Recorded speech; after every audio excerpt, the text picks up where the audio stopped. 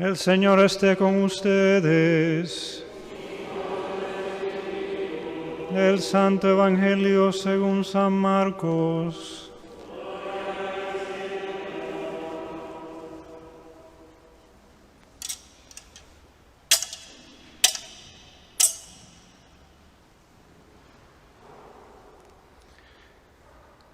En aquel tiempo enseñaba Jesús a la multitud y le decía: cuidado con los escribas, les encanta pasearse con amplios ropajes y recibir reverencias en las calles.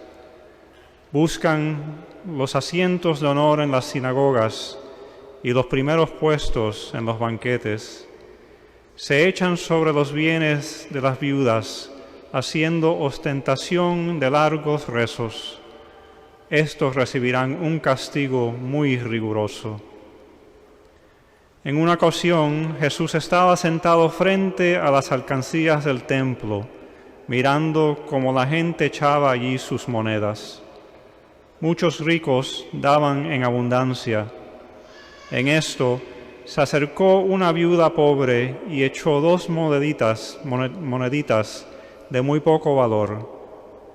Llamando entonces a sus discípulos, Jesús les dijo: yo les aseguro que esa pobre viuda ha echado en la alcancía más que todos, porque los demás han echado de lo que les sobra, pero ésta, en su pobreza, ha echado todo lo que tiene para vivir.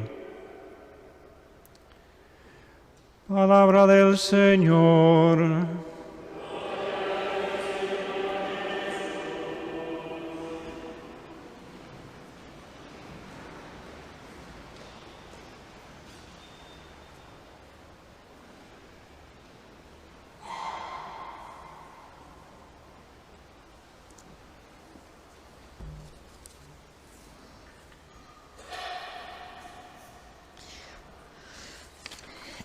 Hoy tenemos 3 lecturas que hablan de números. Muchas veces no nos damos cuenta que la economía es muy importante para todo el mundo. Y en la viuda de Sarepta vemos que esta pobre viuda no tenía nada. Y solo llega este profeta y le dice: deme a mí primero. ¿A usted no les parece un poquito, espérate, yo tengo un hijo, tengo para hacer un pan para mi hijo y para mí, y usted me dice que le dé primero a usted? ¿Cierto que eso es como ilógico? ¿Quién de ustedes le daría a un extraño que te dijera: deme a mí primero y usted verá si... Pero ella confió en el profeta y desde entonces nunca le faltó qué comer. En la segunda lectura vemos también 2 hechos importantes. Uno, el templo estaba construido, como quien dice, era como un rectángulo grande. Aquí estaba el templo en el centro y en la explanada del templo había 2, llamemos nosotros como cepillos. ¿Ustedes se acuerdan antes cuando uno iba por la autopista que habían como unas especies de bocas de sapo grandes donde uno desde el carro tiraba las monedas y seguía? Pues esas cosas eran lo que llamaban las alcancías externas del templo. Entonces las hacían de tal manera que al tirar tú la moneda, en esa época no habían billetes, solo eran monedas de oro, monedas de plata y monedas de bronce. Entonces los ricos, cuando tiraban esas monedas, eso sonaba cuando ustedes, como cuando van a Las Vegas y en esas maquinitas se ganan un poquito y empieza maquinita, taca, taca, taca, taca, taca, taca, taca, ¿cierto? Eso era lo mismo que pasaba en esas alcancías. En todo el mundo sabía: oh, qué bueno es, ha dado mucho dinero. Y esta viejita viene como con 2 céntimos y los tira. ¿Ustedes saben cómo sonaría eso? Como tin, tin, y ya. Pero el Señor le dice a los apóstoles: esta mujer ha dado más que todos los ricos, porque ya dio todo lo que tenía. Todo. Y también en la segunda lectura leemos que el Señor fue uno, se entregó una vez con una muerte. La gente cuando dice, ay Padre, ¿usted cómo no cree en la reencarnación? Es una la muerte, no más. Yo me acuerdo hace unos años, cuando una vez me tocó ir a certificar una pieza de arte en el Vaticano, y fue mucho antes de que yo fuera sacerdote, yo era un católico dietético. Y tuve la oportunidad de hablar con el que se encarga de las riquezas y los museos vaticanos, que era el que me tenía que firmar la carta de certificación de una pieza de un pintor del siglo XVI que se llamaba Ludovico Carracci. Y entonces yo me puse a ver esos museos vaticanos, los que han tenido la oportunidad de ver todas esas bellezas que hay allí. Y yo le llevé la pregunta que todos los católicos dietéticos y ateos le hacemos a la Iglesia Católica. ¿Por qué la Iglesia no vende todas estas obras de arte y todas estas riquezas y se la da a los pobres? Él solo me contestó, ¿en cuánto venderías tú la Piedad de Miguel Ángel?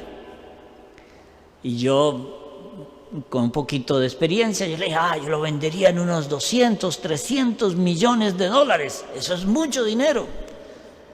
Y él me dijo, mire, cuando la gente viene aquí a los museos, paga 25, en aquella época eran como $20. El museo lo visitan millones de personas. De esa Piedad de Miguel Ángel hacemos estatuitas pequeñas, estatuitas más grandes, estampas, historia, libros, museos. Yo vendo la Piedad de Miguel Ángel teniéndola ahí por lo menos de 3 a 4 veces al año. ¿Para qué voy a vender la gallina de los huevos de oro? Tenía lógica. Pero también tiene lógica que ¿qué hace la Iglesia con el dinero que recolectan en las iglesias? Mire, hay unos datos que quizá, yo lo repito esto, creo que es una vez cada año que lo tengo que repetir, pero miren esto.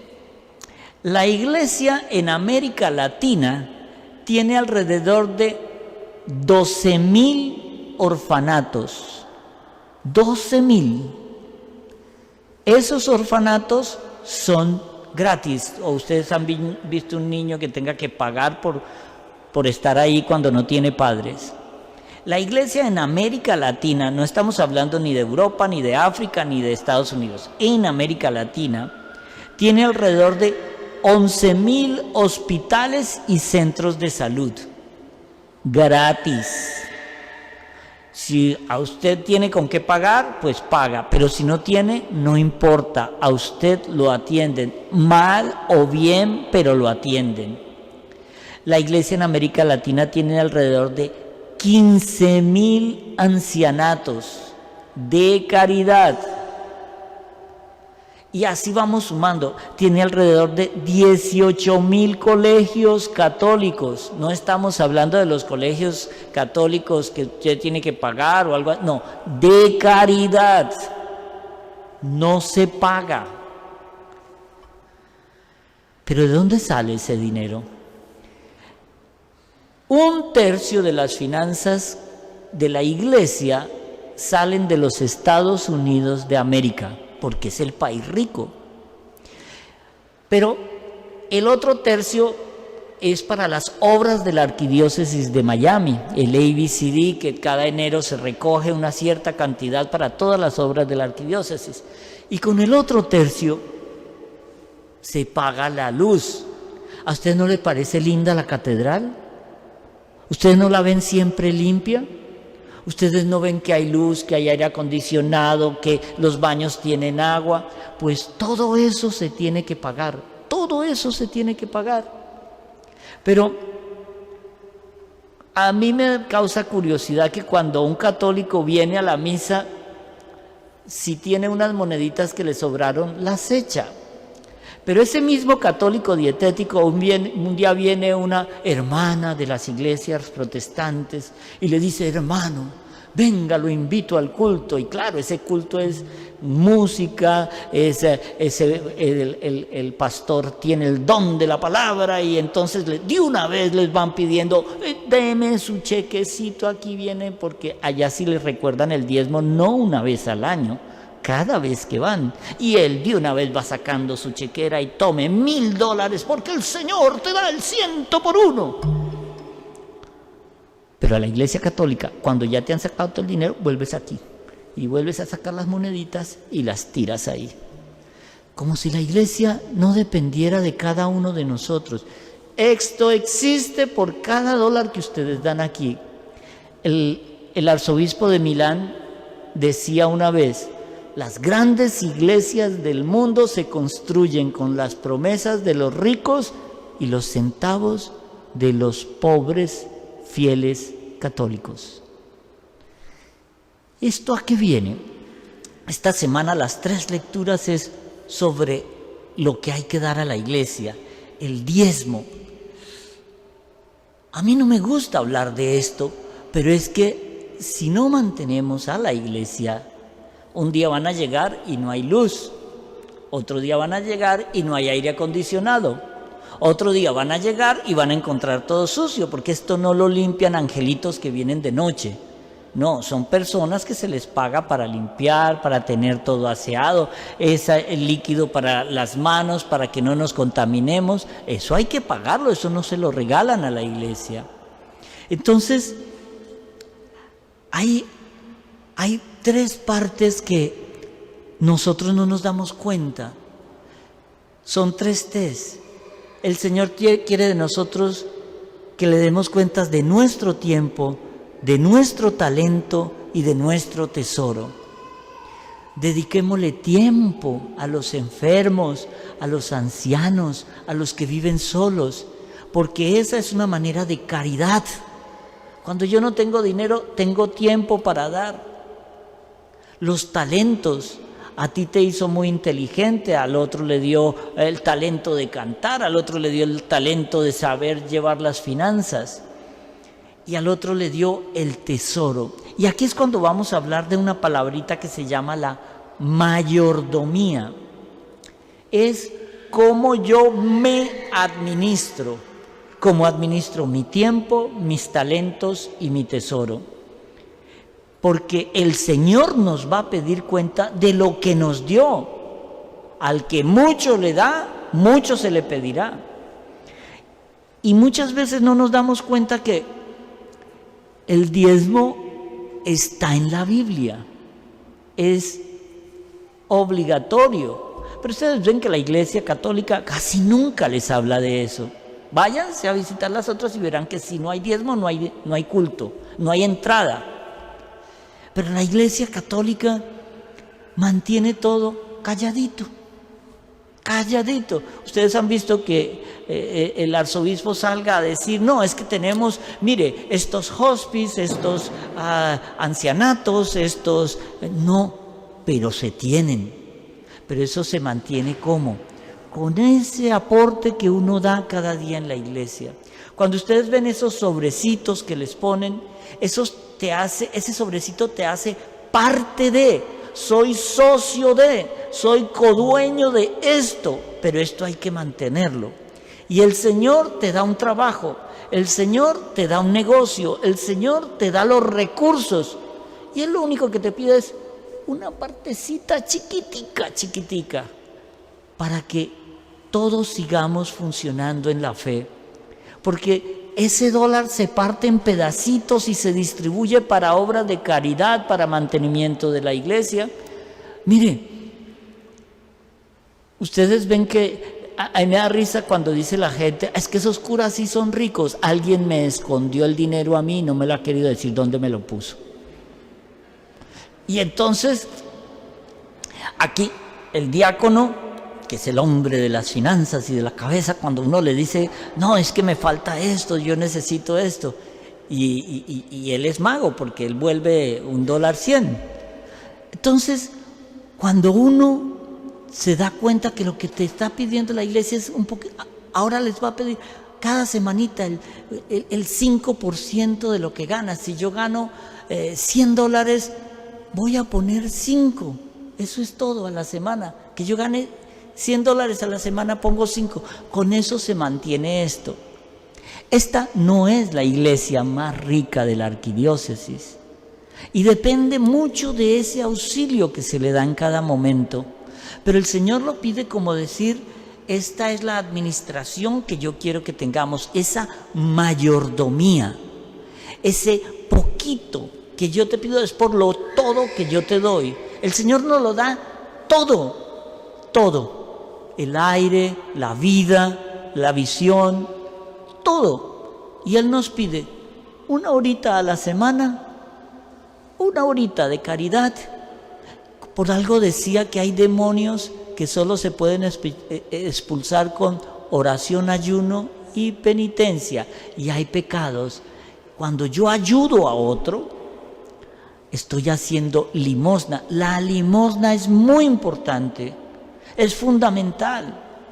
Cuando yo estoy ayudando a otro, yo me estoy ayudando a mí, porque me hace feliz a mí dar, no el recibir, sino el dar. Entonces uno entiende como esas normas que nos recomiendan siempre aquí a seguir. Mire, cuando tenemos aquí, el diezmo es devolver a Dios el 10% de lo que hemos recibido, pero hoy nos está diciendo que entre el 1 y 2% de nuestros ingresos anuales, démoslo a esta obra del ABCD de enero, que eso es para obras de caridad. Eso no es ni para el cura, ni para el obispo, no, es para mantener toda la iglesia. Y estamos saliendo de 2 años de una crisis brutal donde las iglesias fueron cerradas por meses, pero esto seguía prendido. Había que mantener a todas las personas. Mire, por ejemplo, el Estado Vaticano mantiene a su iglesia con esos $20 de ver una obra de arte en museos vaticanos. Y eso va a África, va a Oceanía, va a América Latina, va a países pobres.